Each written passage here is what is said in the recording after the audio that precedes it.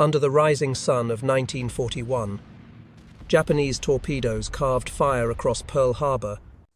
Admirals believed their long lances, able to run more than 10 kilometers at 40 knots, would decide the Pacific. For a moment, it seemed true. 4 Allied cruisers sank in less than an hour at Savo Island. Tokyo called the weapon divine.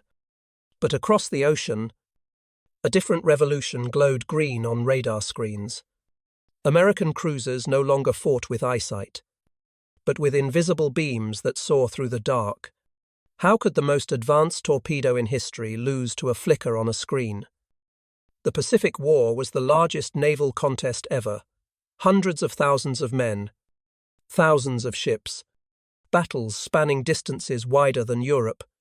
Every Japanese salvo met with an American counter born from laboratories, factories, and mass production.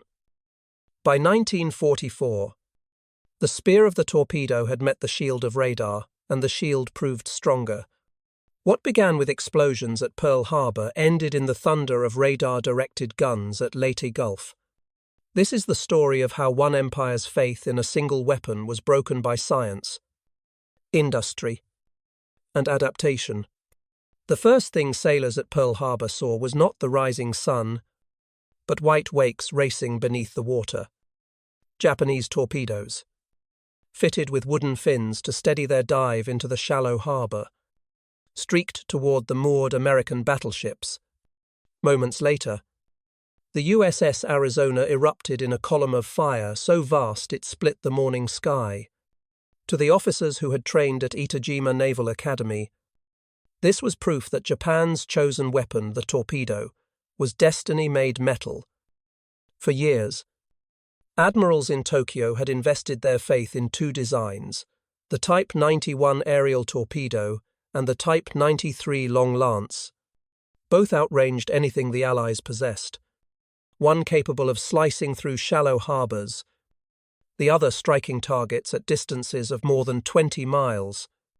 In their minds, these were the Empire's spears, precise enough to humble even a continent. December 7th, 1941, seemed to vindicate that creed. 8 American battleships lay shattered or burning, struck down not by carriers or artillery, but by the unseen thrust of torpedoes. On Tokyo's docks, officers exulted. They had delivered the decisive blow they had been taught to seek. One strike to cripple the enemy's fleet, one strike to tilt the war. Yet the smoke rising from Pearl Harbor contained a paradox. Economists would later point out that the same explosions which destroyed battleships also awakened an industrial titan, the United States, with shipyards in California and New Jersey, could replace the losses faster than Tokyo could count them. A fleet crippled at dawn could be reborn by the next year, stronger and larger than before. The psychology mattered as much as the wreckage. In Japan, confidence soared, reinforced by propaganda films that celebrated the torpedo as the perfect weapon. In America, shock curdled into resolve. Congress released billions of dollars.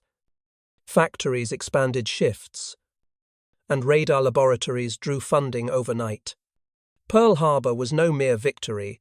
It was a trigger that converted trauma into industrial war.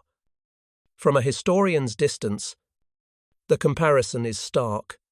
Pearl Harbor resembled Sarajevo in 1914, an attack meant to intimidate, but one that mobilized a far larger enemy. Japanese officers saw the torpedo as a silver blade. The Americans replied by forging an entire arsenal of democracy. Thus, even at the height of triumph, the Imperial Navy was chained to the limits of its creed. Torpedoes could tear steel, but they could not sink a nation's factories, nor extinguish its will. And as months passed, American radar screens began to glow green in the darkness of combat information, centers quiet signals of a reversal. The admirals in Tokyo could not yet imagine. Engines murmured low as Admiral Mikawa's cruisers slipped down the slot, their wakes dissolving into the black water of the Solomon Islands. On deck, Japanese sailors loaded the gleaming cylinders of the Type 93 torpedoes, fueled by compressed oxygen that hissed faintly. Like serpents ready to strike, the night was moonless, the sea silent. Then lookouts caught the faint outlines of Allied cruisers at anchor. Orders snapped, tubes angled. A ripple of steel serpents vanished beneath the waves. Minutes later, fire tore across the darkness. The cruisers Canberra, Astoria, Quincy, and Vincennes shuddered as the long lance found their hulls. Magazines detonated in thunderclaps that echoed across iron-bottom sound. Survivors spoke of decks tilting, searchlights stabbing wildly, and comrades vanishing into burning oil. More than 1,000 Allied sailors were lost before half an hour had passed. In Tokyo, newspapers hailed the long lance as the weapon of the gods, and officers proclaimed it proof that Japan's creed of the decisive strike had been fulfilled. Yet the brilliance masked fragility. Each long lance was a masterpiece, swift, long-ranged, devastating, but it demanded rare metals, oxygen plants, and crews drilled to perfection. Japan's economy could craft excellence, not abundance. Every spectacular success deepened the illusion that one weapon could offset America's numbers. For the Allies, Savo was terror in the flesh. American crews whispered that the Japanese could see in the dark. Fear gripped the night sea, but fear. In an industrial democracy, bred laboratories. Engineers in New Jersey and California pushed radar sets from experiment to production. By late 1942, destroyers like the USS Helena carried SG radar capable of sensing a cruiser long before a lookout's eye. The contrast was cultural as much as technological. Japanese doctrine trusted the intuition of officers staring into the dark. American training taught sailors to believe the green glow of cathode screens. The torpedo was faith in the warrior's skill. The radar was faith in the system. One could not be multiplied. The other could. Mikawa's triumph at Savo was thus a double-edged sword. It proved the lethality of the long lance, but also bound Japan to a doctrine that its industry could not sustain. As survivors clung to wreckage at dawn, oil fires still flickering around them, the larger truth was already visible far away. In shipyards across the Pacific, radar screens hummed to life-silent lanterns, promising that the Empire's nights of triumph were numbered. The air inside the Combat Information Center of USS Helena was thick with cigarette smoke and tension.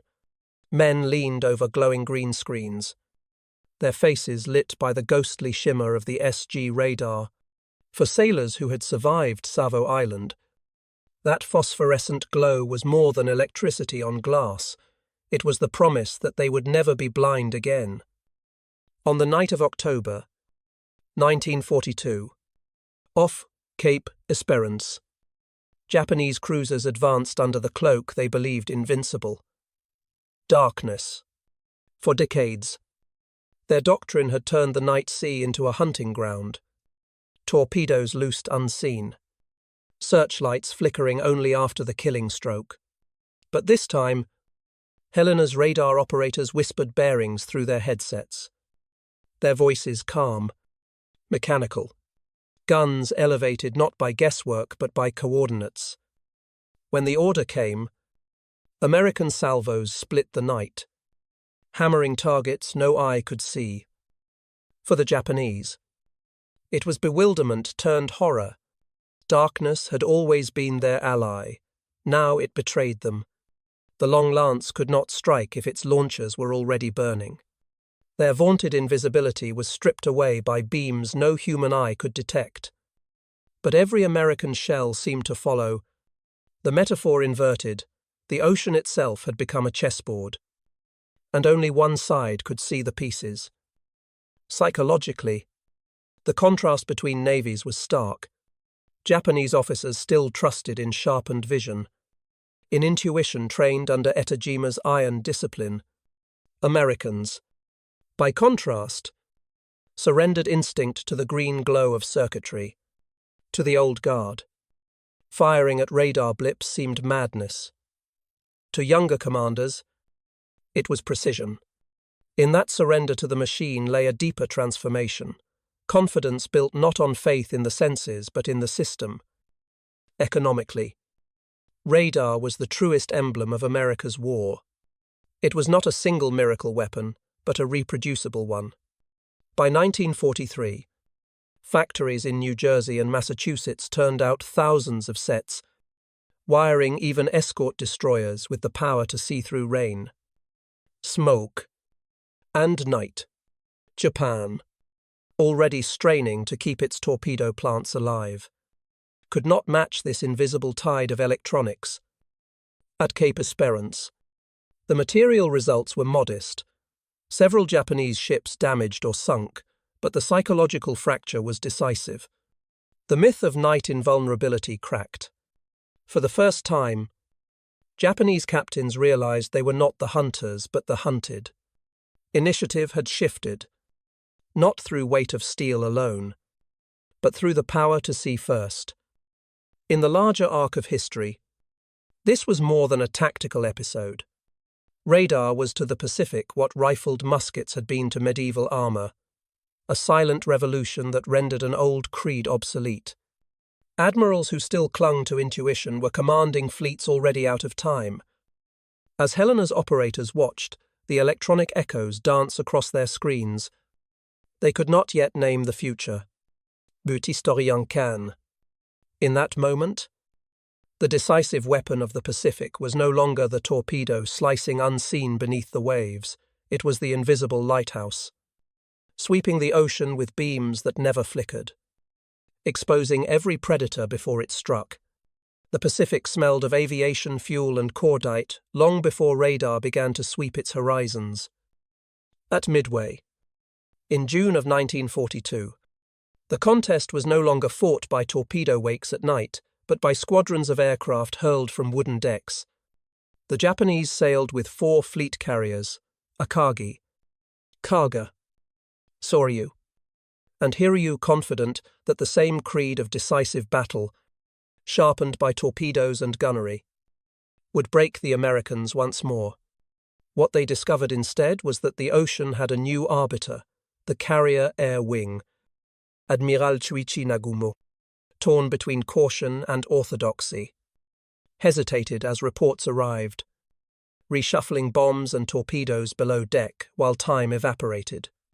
At 10:20 that morning, the hesitation ended in fire. Dauntless dive bombers from USS Enterprise and USS Yorktown dropped almost vertically, their sirens shrieking as if mocking Japanese confidence. In minutes, 3 carriers became blazing coffins, their hangar decks igniting like powder magazines. Hiryu struck back briefly, launching the counterstrokes that crippled Yorktown. But by nightfall she too slipped beneath the waves. The ledger was brutal. 4 Japanese carriers lost 2/3 of the strike force on which Tokyo's entire Pacific strategy depended. More than 300 aircraft destroyed. Over 3,000 irreplaceable aviators and deck crews gone.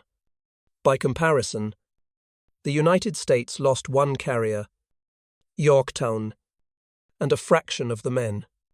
Economists later called it the most lopsided naval exchange in history, a blow Japan's shipyards and flight schools could never repair. Yet the numbers, grim as they are, only hint at the deeper wound. Midway shattered a world view. For the Imperial Navy, it was the collapse of faith in the decisive battle, the end of the illusion that courage and the long-lance torpedo could dictate history. For the United States, it was vindication of a system code-breaking, carrier doctrine, coordinated air power that proved war could be mastered not by instinct alone, but by organization, intelligence, and industry. The cultural divergence was unmistakable. Japanese officers whispered that the gods had turned away, their language thick with fatalism. American commanders saw something colder, more modern, proof that a society mobilized for science and mass production could bend even unfavorable odds. The age of singular genius had given way to the age of systems. Historians have likened Midway to Salamis, where a smaller fleet broke the ambitions of an empire, but the truer comparison is industrial. Japan gambled its capital assets, believing audacity would shield them. America could afford setbacks, its shipyards already laying keels for Essex-class carriers that would arrive in waves. No torpedo, however brilliant, could halt that tide. What Midway revealed was not simply the sinking of ships, but the inversion of power itself. Surprise no longer guaranteed victory. The future would be decided by production schedules, pilot training hours, and the integration of intelligence with firepower. As dusk fell over the Pacific and the flames of 4 carriers flickered out, the Imperial Navy stood at a threshold it could not yet name. The torpedo still had teeth, but its reign as the decisive weapon had ended. Midway announced the new order, a world where victory belonged to those who could read codes, launch squadrons, and build faster than their enemies could burn. A narrow ribbon of water cut through the Solomon Islands, dark and treacherous, known to the Americans simply as the Slot. By the summer of 1943, this corridor had become a nightly arena of death. The Japanese Navy used it as a lifeline, sending destroyers racing down at full speed in what the Allies called the Tokyo Express. Each run carried rations, ammunition, and above all, the lethal promise of Type 93 long-lance torpedoes. Admiral Reizo Tanaka, master of these nocturnal raids, drilled his men to perfection. They launched spreads of long lances at distances the Allies thought impossible. On the night of July 13th, at Kolombangara, Tanaka's destroyers fanned out their torpedoes across the path of an Allied column. Within minutes, the light cruiser USS Gwin was mortally wounded, while USS Honolulu and HMNZS Leander reeled under crippling blows. Japanese sailors roared in triumph. The deep-sea dragon had struck again. Yet victory was not absolute. American cruisers like USS Helena and USS St. Vive, Louis now carried SG radar, their green screens painting a picture of the night sea long before the human eye could see. The Allies began to set ambushes, firing not at shadows but at coordinates, at Kolombangara itself, while Allied ships staggered. Japan lost a destroyer and spent torpedoes that could not easily be replaced. The numbers fuel. Hulls. Torpedoes were starting to betray the Japanese creed. Psychologically, the difference widened. Americans, backed by shipyards and training schools, began to accept losses as the grim arithmetic of attrition. Japan, by contrast, still fought each clash as if it must be decisive. Every torpedo fired, every destroyer lost, drained resources that Tokyo could never replenish. Courage was abundant, fuel and steel were not. Economically, the Tokyo Express was madness disguised as necessity. Each dash burned tons of fuel that Japan's shrinking reserves could not spare. Allied submarines prowling the shipping lanes strangled the Empire's tanker supply.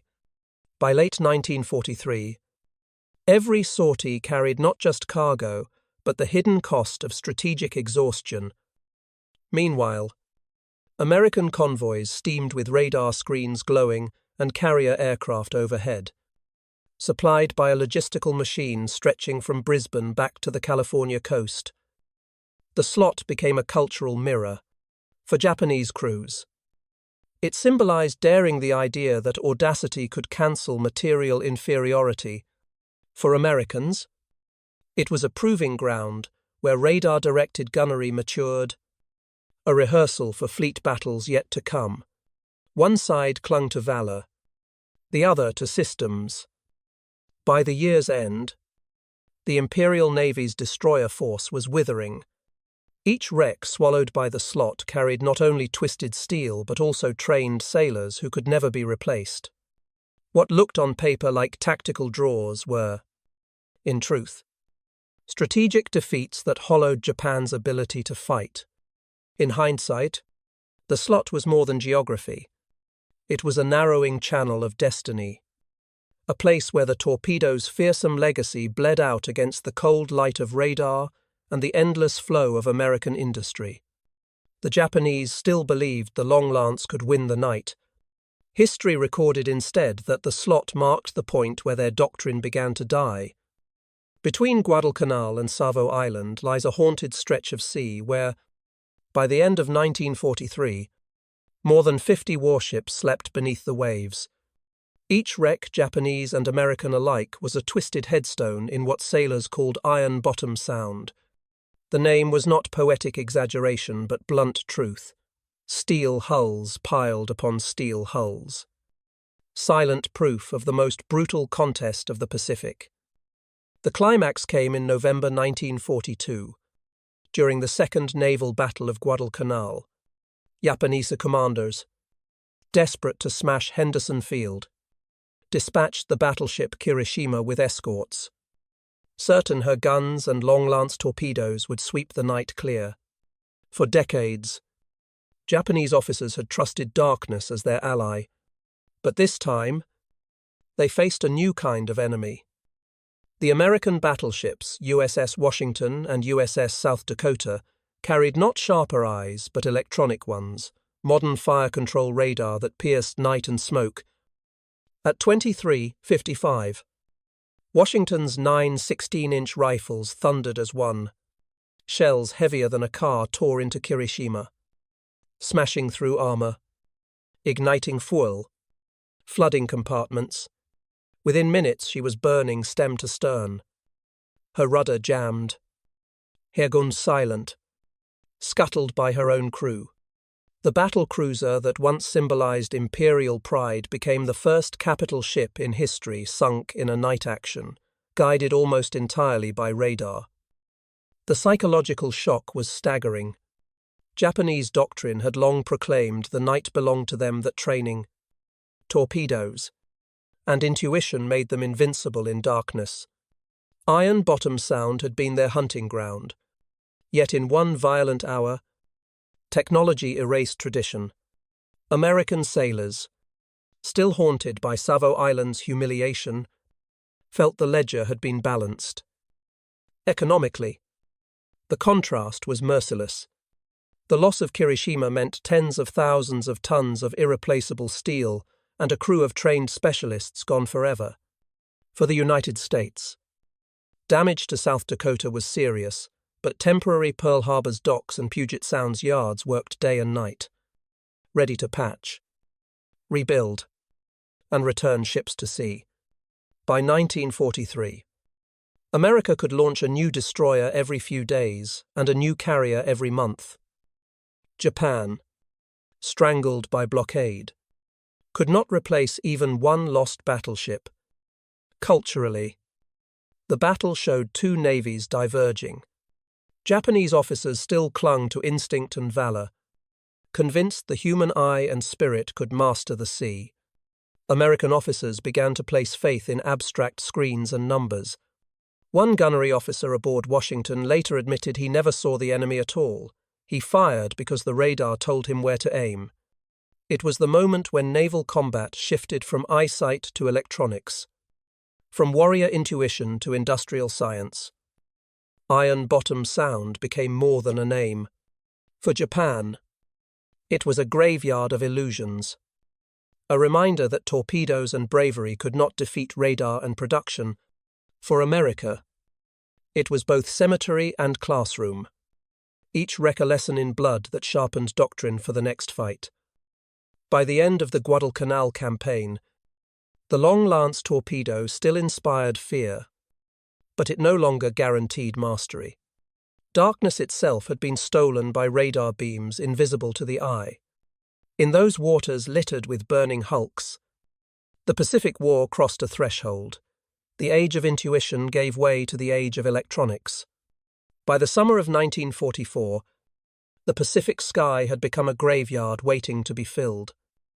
Japan's admirals still clung to the idea that audacity might turn the tide, but the reality was about to be written in smoke and wreckage.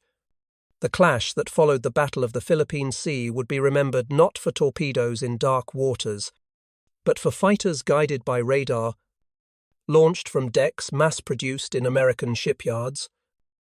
Admiral Jisaburo Ozawa led 9 carriers into the fight, but their decks held barely 400 aircraft, many flown by cadets who had only weeks in the cockpit.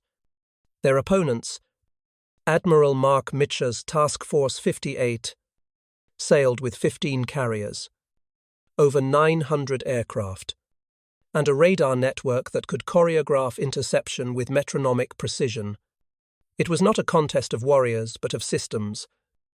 On June 19th, radar screens aboard American destroyers glowed with distant echoes, enemy formations more than 100 miles away.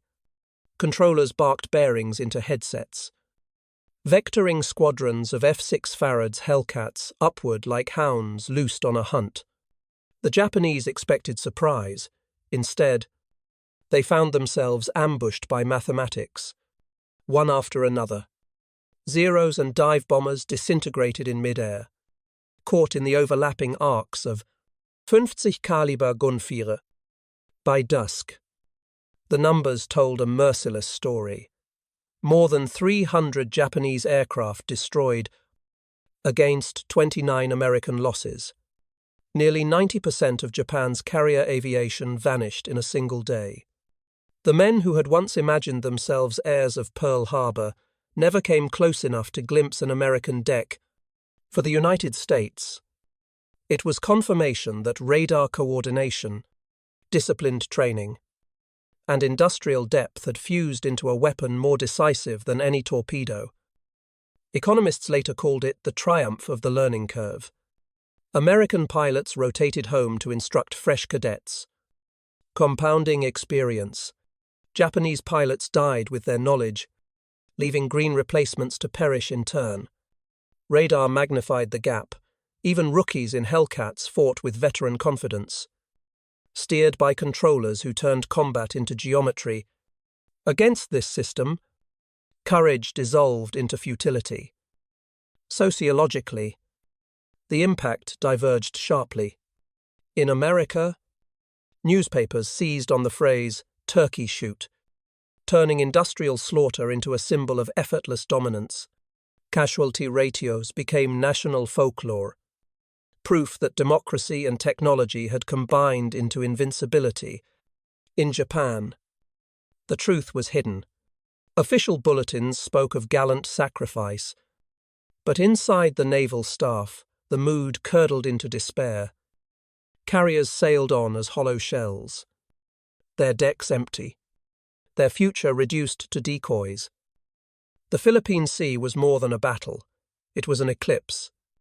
The long-lance torpedo, once the terror of the night, meant nothing in a fight, decided hundreds of miles away. Japan's last gamble in carrier warfare had been answered by radar beams and assembly lines. From that June onward, the Imperial Navy no longer sailed toward victory, but drifted into history's long dusk. Its faith in singular genius extinguished beneath the arithmetic of modern war. By October of 1944, the Imperial Japanese Navy was already a ghost of itself. Its carriers had been gutted in the Philippine Sea, its destroyers whittled away in the slot, its submarines reduced to lonely ambushes. Yet Tokyo still clung to the creed of Kantai-Kessen, the decisive battle. Operation Shogo was conceived as one last throw of the dice, a desperate attempt to shatter the American landings at Leyte and perhaps salvage honor from ruin. Admiral Seimu Toyoda ordered a three-pronged strike. Admiral Takeo Kurita's center force of battleships and cruisers would drive through the Sibuyan Sea. Vice Admiral Shoji Nishimura's southern force would thrust up Surigao Strait. To the north, Admiral Jisaburo Ozawa sailed with hollowed-out carriers. Little more than bait. It was intricate on paper, but it was a plan built on illusions, on the hope that torpedoes and audacity could still outweigh radar, carrier, and mass production. The illusion shattered first at Surigao Strait. On the night of October 24th, Nishimura's column pushed into the narrow waters. Unaware that Admiral Jesse Oldendorf had drawn up a perfect textbook trap, 5 American battleships, West Virginia, California, Tennessee, Maryland, Mississippi waited across the head of the strait, their radar fire control plotting every bearing. At 23:53, West Virginia's 16-inch rifles opened fire. The night turned white with arcs of shell fire, and in less than half an hour Yamashiro, Fuso, and 2 cruisers were wrecks on the seabed. Nishimura went down with his flagship. It was the last battleship-on-battleship duel in history, and it ended in massacre not by torpedoes, but by electrons. Kurita's center force fared little better. In the Sibuyan Sea, Musashi, pride of the fleet, absorbed 19 torpedoes and 17 bombs before rolling over in agony. Those who watched her die realized Japan could no longer build such giants. Pressing on, Kurita stumbled upon a small group of American escort carriers and destroyers, Taffy 3 off Samar. Their tiny aircraft and thin hulls should have been helpless. Instead, radar-guided gunfire, smoke screens, and audacious torpedo runs convinced Kurita he faced the bulk of the U.S. fleet. Shaken, he broke off, retreating from beaches he had sworn to crush. The battle's scale was apocalyptic. Nearly 300 ships engaged. 4 Japanese carriers sunk. 3 battleships lost. More than 10,000 sailors killed. The Imperial Navy ceased to exist as a coherent fighting force. Its admirals had gambled everything on torpedoes, courage, and illusion, and lost it all against radar-directed guns and assembly line carriers. Psychologically, Leyte marked the death of a culture. Doctrines of night attack and decisive fleet action, polished since Tsushima, were erased in hours. Economically, the arithmetic was merciless. Every Japanese ship lost was gone forever. Every American ship damaged was back in weeks. Sociologically, the gulf was unbridgeable. Japan fought with memory, America with machinery. Historians now see Leyte as the Navy's obituary. Pearl Harbor had been its moment of dazzling audacity. Leyte was its moment of annihilation. Between them stretched a tragic arc of misplaced faith in singular weapons, in torpedo doctrine, in courage without resources. The waters of the Philippines wrote the epitaph. In the age of electronics and industry, no creed rooted in illusion could endure. When the wreckage of Leyte Gulf still smoked on the horizon, the Imperial Navy had nothing left to gamble. Its carriers were empty shells, its battleships scattered or sunk, its destroyers starving for fuel. The creed of the long-lance torpedo, once Japan's proudest weapon, had ended in radar-directed broadsides and industrial arithmetic. In its place arose something darker, the kamikaze. On October 25th, 1944, Lieutenant Yukio Seki led his squadron into history. His dive onto the escort carrier USS St. Lo turned an obsolete Zero into a guided bomb. The impact tore through the hangar deck, igniting stored ordnance, killing more than 100 sailors, and sending the ship to the bottom. For American crews, but accustomed to torpedoes, they could dodge, and shells, they could track. This was a new horror, an enemy who made his own body the warhead. The kamikaze was not a doctrine of strength but of exhaustion. Japan could no longer build advanced carriers, oxygen-fueled torpedoes, or fully trained pilots. But it could still assemble fragile aircraft in the thousands, and it could still summon the cultural rhetoric of sacrifice. By late 1944, young men, Many barely out of school were assigned to special attack units, their brief training little more than preparation for death. Each flight was less a mission than a funeral procession. For the Americans, the impact was twofold. Materially, radar pickets and anti-aircraft batteries shot down the majority of attackers, yet some always broke through. Psychologically, every inbound blip on a screen carried the dread that one would slip past and dive flaming into steel. At Okinawa, in the spring of 1945, over 1,000 kamikaze sorties struck the fleet, sinking or damaging more than 300 Allied ships. The U.S. Navy had never before suffered so many hits in such a short span, yet the numbers betrayed the futility.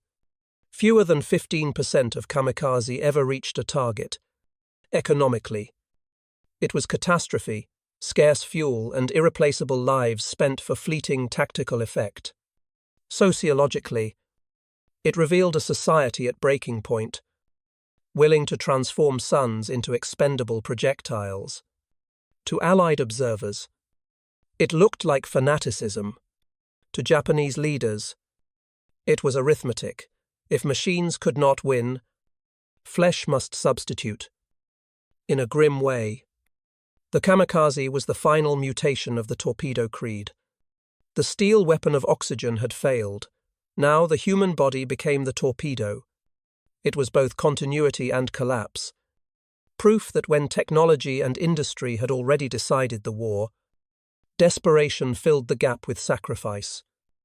By the summer of 1945, the kamikaze was less a military threat than a cultural tragedy.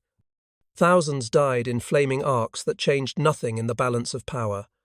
Their deaths appeared in American reports as tonnage lost and casualty lists, in Japanese memory as symbols of devotion. For historians, the lesson is merciless. A nation that once trusted torpedoes to win the Pacific ended by turning its pilots into human torpedoes, radar-directed guns, mass-produced carriers, and electronic fire control had already rewritten the rules. The kamikaze was only the echo of an empire unable to adapt a final cry hurled against inevitability, swallowed by the industrial storm. On April 7th, 1945, the Leviathan of the Imperial Navy stirred for the last time. Yamato, the largest battleship ever built, pride of Japanese steel, slipped from Tokuyama with 9 escorts. Her orders, under Operation Tengo, were grimly simple. Sail to Okinawa with fuel for only one direction. Beach herself on the invasion beaches, and fight as a stationary fortress until destroyed.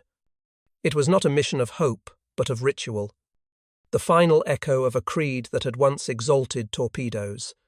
The belief that one decisive sacrifice could still bend the tide. But the Pacific of 1945 was no longer the Pacific of Pearl Harbor. American codebreakers tracked her departure, carrier groups already circled like hawks, radar screens glowing with anticipation. By midday, the sky above the East China Sea darkened with the approach of Helldiver dive bombers, Avenger torpedo planes, and Hellcat fighters from Task Force 50-8. The hunter had become prey. The attack unfolded with clinical inevitability. In 2 hours, Yamato absorbed at least 10 torpedo strikes and 7 bomb hits. Each explosion tore open compartments, flooded decks, set fires racing across her steel citadel. At 14:23 she rolled. Magazines erupting in a cataclysm felt 20 miles away. Over 3,000 sailors perished with her. The pride of the Imperial Navy had become the grave of its last illusions. The symbolism was brutal. Yamato had been designed as the ultimate fortress of steel, a warship built to outgun anything afloat. Yet she died not in battle against rival battleships, not to torpedo duels, but to swarms of carrier aircraft machines mass-produced by the thousand, guided by radar, sustained by a logistics chain stretching unbroken across the Pacific. Her end was not just tactical defeat, but civilizational proof. Industry and electronics had dethroned individual marvels of engineering. Economically, the contrast was damning. By this point, the United States had built over 100 fleet and escort carriers. Japan had invested irreplaceable steel and manpower into two giants, Yamato and Musashi, both obliterated without altering the course of a single campaign. The arithmetic was merciless. One nation replaced losses overnight. The other bled its future into singular monuments. Psychologically, her loss extinguished the last ember of naval faith in Tokyo. After Leyte Gulf, the fleet had ceased to function. After Yamato, it ceased even to exist as a symbol. To Japanese memory, the sailors became martyrs of devotion. To historians, they were casualties of a doctrine blind to change. There is symmetry here. The Pacific War began with torpedoes streaking through the shallows of Pearl Harbor, stunning a continent. It ended with the mightiest battleship in history turned into a torpedo target herself, broken open by aircraft launched miles away. The circle closed with thunder. The lesson is unmistakable. No single weapon torpedo, battleship, or even the myth of courage alone can triumph against an enemy whose economy, science, and training form a coherent system.